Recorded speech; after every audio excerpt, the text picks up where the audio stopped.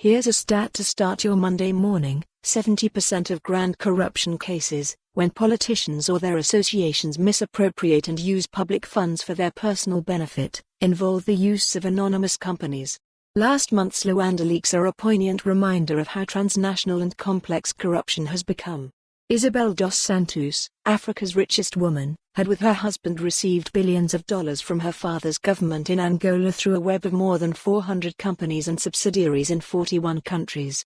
Tackling anonymous companies requires action on multiple fronts: in countries like Angola, where money is being siphoned out, in the jurisdictions where transfers are arranged from, and in the tax havens where illicit financial flows can end up. We can't confront this problem unless we know where to focus. Last week, the Tax Justice Network released its latest Financial Secrecy Index, which assesses the state of financial secrecy in 133 jurisdictions. Indexes are imperfect tools, but they're good at giving a broad picture.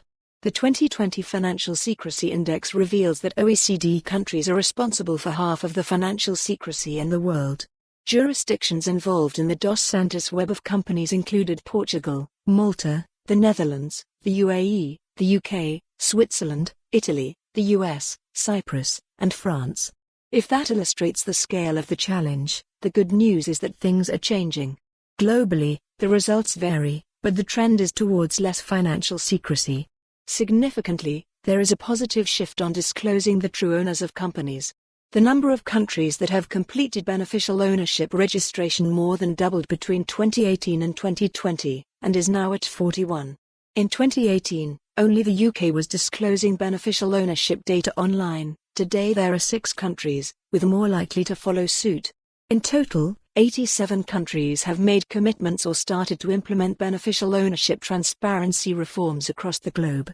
Open Ownership is currently working with 36 countries to implement beneficial ownership transparency to fight corruption and societal harms like trafficking and modern slavery.